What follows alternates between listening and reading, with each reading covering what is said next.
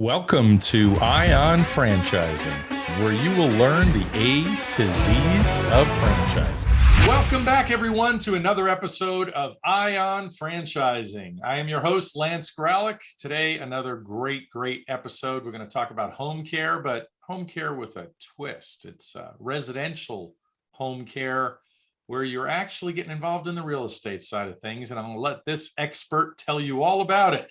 So let's give you a little bit of background, a little teaser. He's an award-winning franchisor. He's been in the franchise world a long time. So we're going to hear this history. He was the founder of CarePatrol Franchise System in 2009, and they were acquired in 2018 and had his gig with them for a few years thereafter. And so he's been a franchisor now for 13 years, lots of experience. He's got more initials in his name, I think, than any doctor I've ever seen. MBA, CFE, CSA, CEO and co-founder of Majestic Residences, my friend Chuck Bongiovanni. Welcome, hey, Chuck. Welcome, Lance. How you doing? Thank you. I'm doing fantastic. No, you're the only one I know whose last name is almost as difficult as mine. Well, Graulich, I tell people, growl like a bear, lick like a lollipop. Now it'll be stuck in their heads forever. I always tell people, Bongiovanni is Italian for good John. So I had a good plumber in the family, I love it.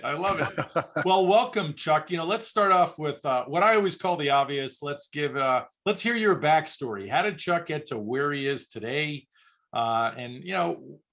We have a lot of people listening that are looking at franchise opportunities. Home care is hot, very, very hot. It's been hot for a while, and all the experts are projecting, I guess, what we would call the hockey stick growth straight up for the next 35 years plus. What is it? 10,000 people turn 65 every single day. Yeah. Yeah. So share with us all the good stuff. By the end of the decade, 24 million seniors will require long-term care, which is double of what it is today. Wow. Crazy. People definitely want to live longer, and we all hope that's the case. That's right. That's right. Let's hear it. Let's hear how Chuck became Chuck. You can take us back to CarePatrol or way before that. I mean, how'd you get into franchising in the first place? I'm going to go back to the dinosaurs. Perfect. During college, in my bachelor's degree, I worked in a nursing home as a CNA, a certified nurse's assistant. Hardest job of my life, but I loved it. It was absolutely awesome being around the seniors. I really enjoyed it. I was pretty close to my grandparents when I was younger too. So when I went to Arizona State for my master's degree in administrative social work, right after I graduated, I started working for a home health company, Medicare certified home health company as a medical social worker. And my job was to go visit seniors after they were discharged from the hospital. And many times they were home, but sometimes they were in assisted living too. And my boss called me one day and she said, "Hey, I have a woman who's in one of these small residential care homes, and she's threatening to leave, and she's threatening violence, actually. She wanted me to go talk her down, So I went out there and I found a 74-year-old woman in a home that specialized in memory care. And there was nothing wrong with her memory at all.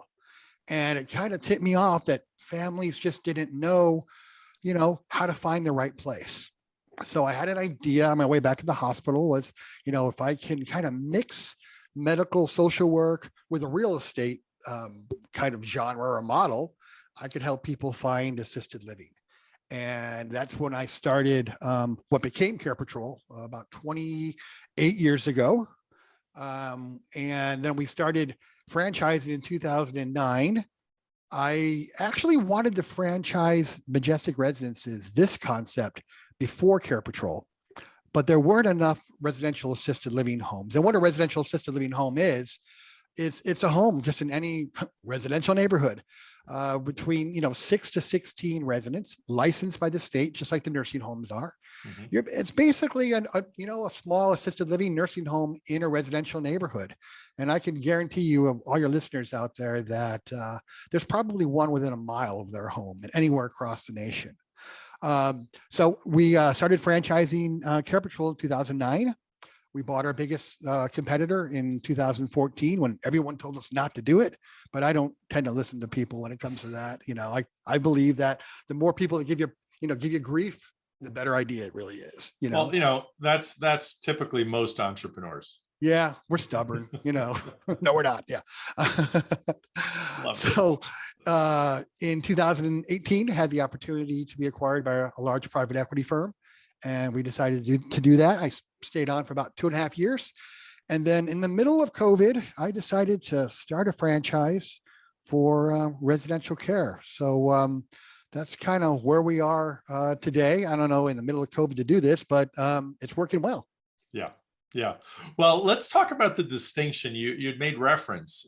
There are so many home care franchise groups or franchise systems, and they're not based on real estate. They're keeping people in their actual home. These are Correct.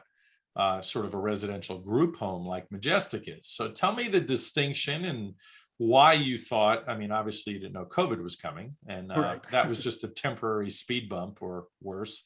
But just not a good time to start. That doesn't mean it No. wasn't going to be crazy successful. So tell me the difference in the systems and the idea. It's a different model. Sure.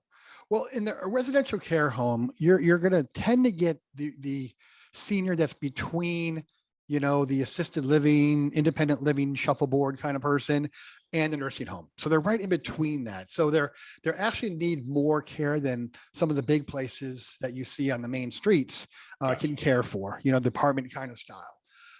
They need more one-to-one attention, more supervision, and so with our franchise system, a franchisee can invest in the real estate and grow the real estate at the same time as a business inside it. So these places, there's about 30,000 of them across the nation so far. Wow. And they represent about 25% of all senior housing beds across the nation.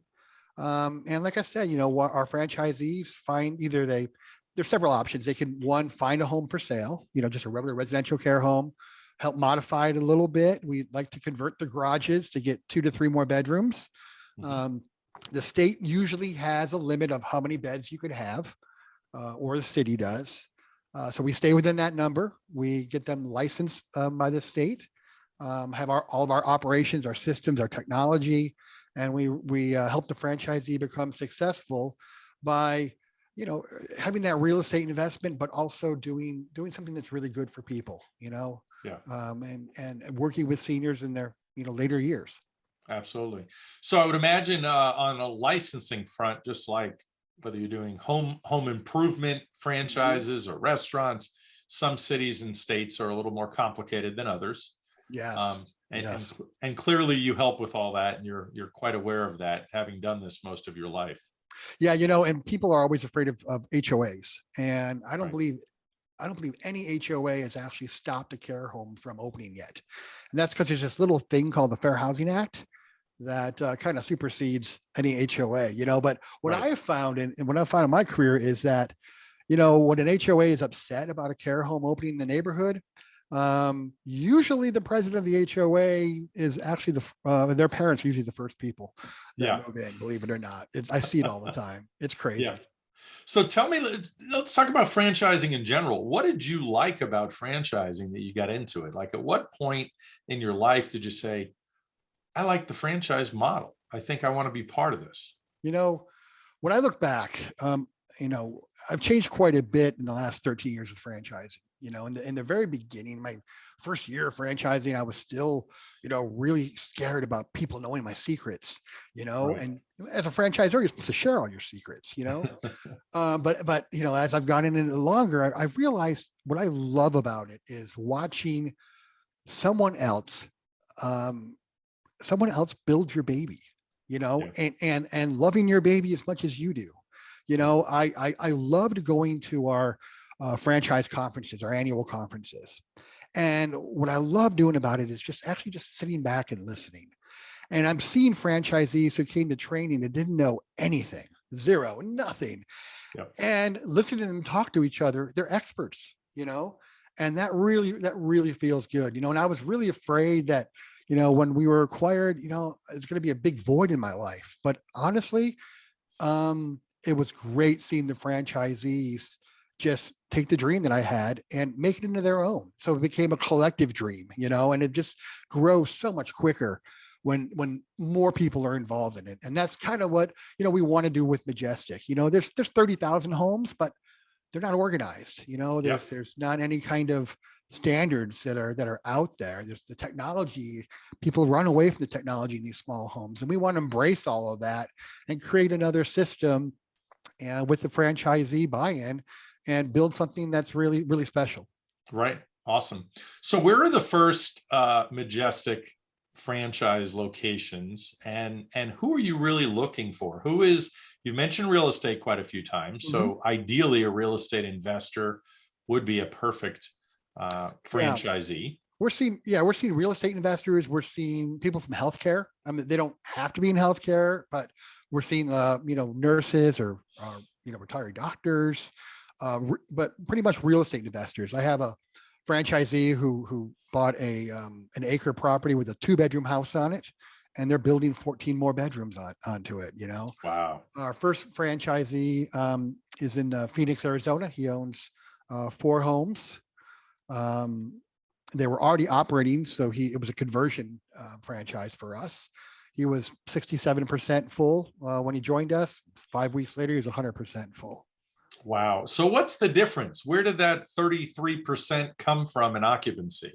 Good Showing question. him how to market? You know what it comes from? All my years with CarePatrol, I worked with, about 10,000 tours of families. I mean, I've been inside these places for 20 something years. And well, I love that you were a CNA. I mean, I didn't know that. I should have known that with all the initials attached to I missed it. That initial kind of died out over the years. So it kind of dropped off. Gotcha. Where were we? Okay. So with working with families, after I'd show them a place and we get back into my car and they'd tell me everything that they liked and didn't like. And like I said, I knew I was going to franchise this for a long time. So I didn't tell any of the homes or any of the assisted living places things that they were telling us and telling me and such. So when we built this model, we made sure that we put everything into all the feedback we got for 20 something years. We wanted to work with their fears, the family's fears of these places, and anticipate the need rather than react. So we figured that if we solved all their problems before they actually came into the home and just brought them out in the open and solved them, when they leave the tour, there's not a question there. And let me give you an example. Before going into a lot of these homes with families, they would always say to me, does it smell? Because we've been in some nursing homes that smelled horrible, So I took that to heart, and of course they didn't, but families have this thought that they do. So what we did was we started working with chemists that worked with hotels, the W Hotel, Hyatt Place. When you walk into a Hyatt Place, there's a scent, and every Hyatt Place smells exactly the same. So we really dug into the research in scent branding, and so all of our homes we have a distinct scent we call Welcome Home. And so all of our homes smell the same, and it's actually works with the brain and brings out feelings of security and comfort and stability. Yeah. It's funny you mentioned that. Steve Wynn is famous. I live in Las Vegas. Is famous. The original Mirage Hotel that he owned, I think got resold again recently. And it smelled like coconut, or actually suntan lotion, so it smelled like vacation. When you went to check in, it smelled like vacation. So there's a lot to the scent, SCENT. Yeah, 75% of all emotions are based on scent in the human brain. So so we wanted to make sure that we created a scent that would make people feel comfortable and secure. Yeah, I love it. So we talked a little bit about who your typical franchisee is. And you mentioned Phoenix, you have a franchisee. You're basically targeting the US at this point, right? Actually, we just signed a master franchise in the Dominican Republic, Latin America. Fantastic. So we'll be working, and we're converting a school to a 22-bed home there. Wow. And the care out there is just so horrendous. We're really looking forward to opening that one up and working with the government to work on a visa program to bring some caregivers over, because there's a caregiver crisis in this country, and so we want to bring some over, teach them how to give good care, American style, so when they go back to their country, they can bring those skills with them.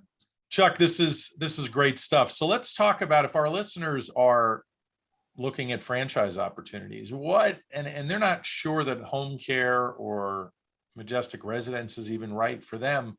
Tell me about the day in the life of a typical franchisee of yours. Sure. And obviously you've been in this a long time. So, how do you know when somebody is not right or is right for you? That is. Well, that's a skill you develop as a franchisor over the years, and it happens very early in the game, very early. If you're hearing from a potential franchisee that it's all about money, they want to make all this money and they want to do it quickly, they're not they're not a good fit, Yeah.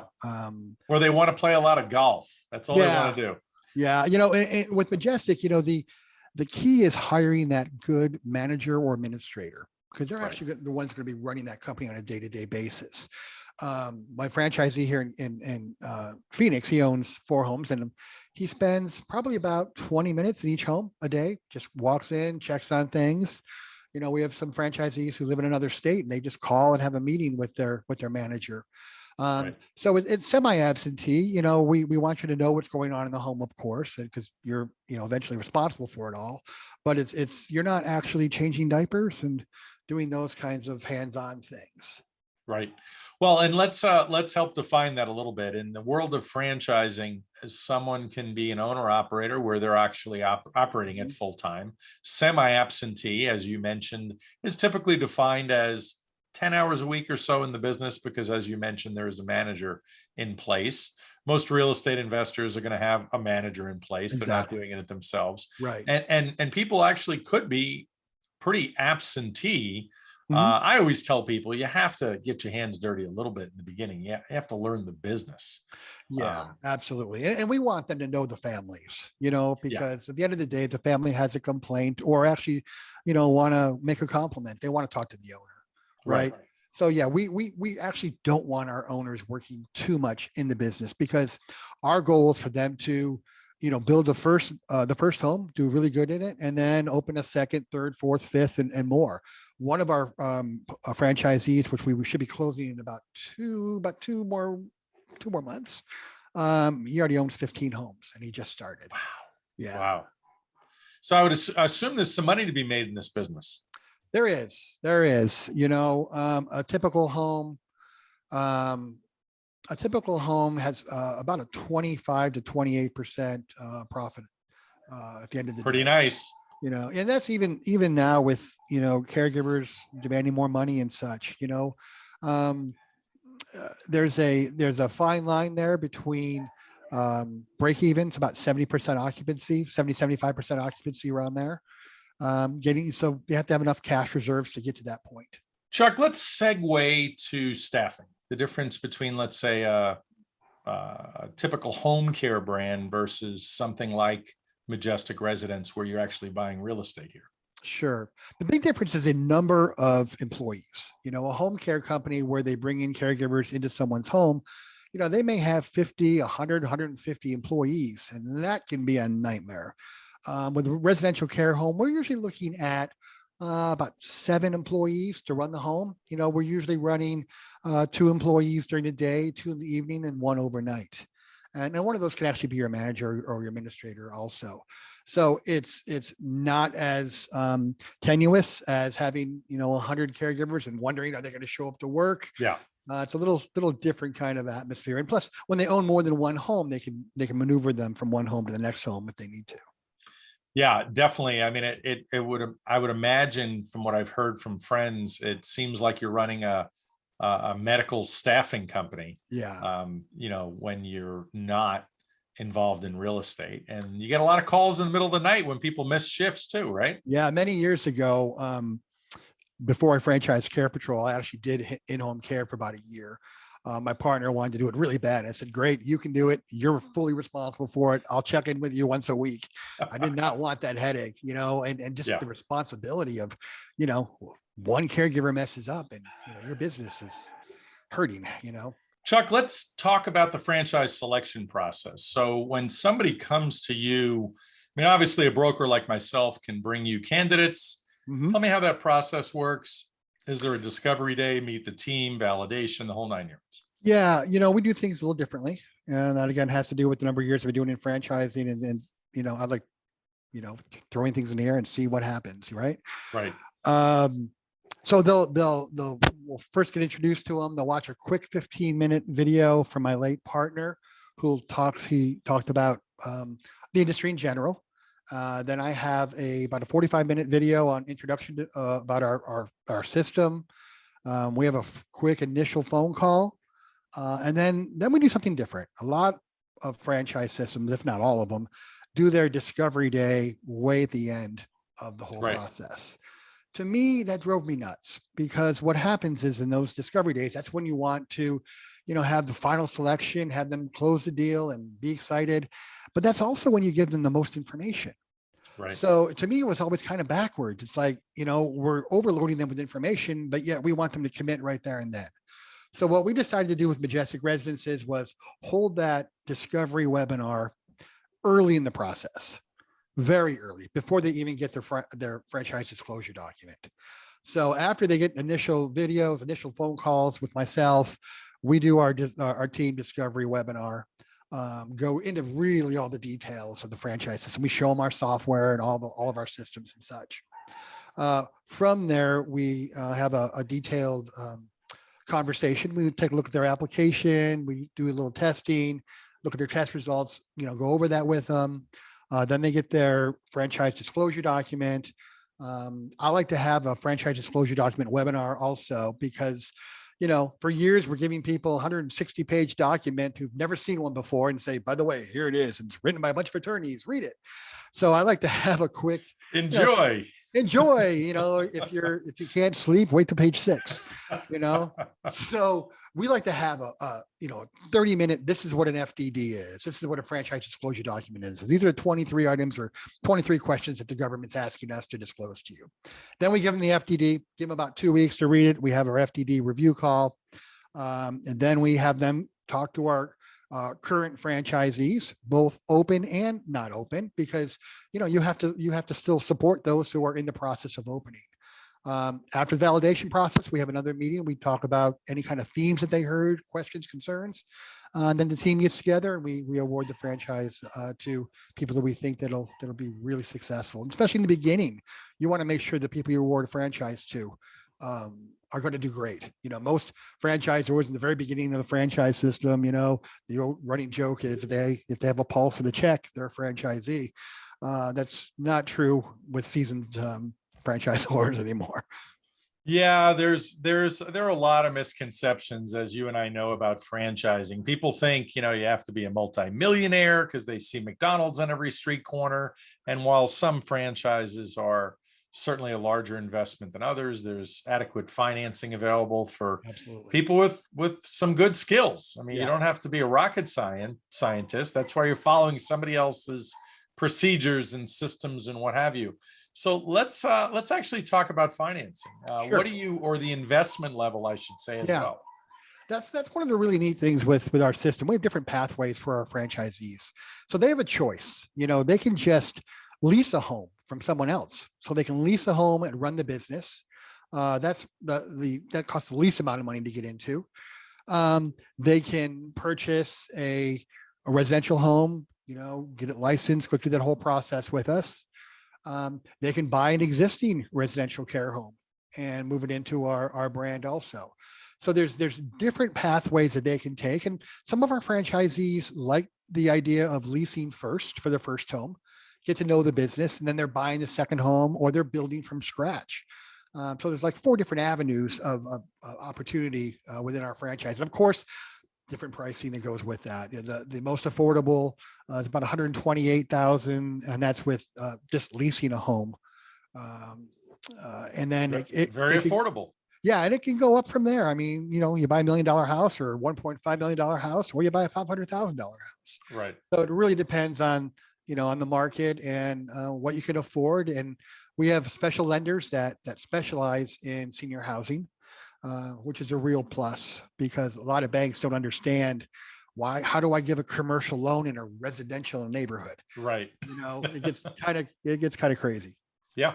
And typically what are those on average? If it's a $500,000 investment, how much of a down payment typically? I know it's going to depend, but is it like the SBA would do, maybe a 25% down payment? We've seen 10 to about 25%. Great. And we have different lenders. Some lenders that we have are family businesses that just lend private money. Some do SBA, some work with big banks. It's just a plethora of different kind of opportunities for them for lending. I love it. No, that's fantastic. I mean, it's great to know. So you have a few of those lenders that you refer to your candidates. Yeah, we're keeping it competitive. We have about 5 or 6 lenders, and I've told them by next year we'll have 3. So you tell us who wants to work with us and who wants to help our franchisees at the very beginning here. I love it. Well, Chuck, this has been very informative. What did I miss today? There's probably a whole bunch of meat that I didn't even cover today. I mean, this has been great. Well, one thing you talked about traits of franchisees, and what I have found over the years is that the most successful franchisees in any system are ones that take responsibility for their business.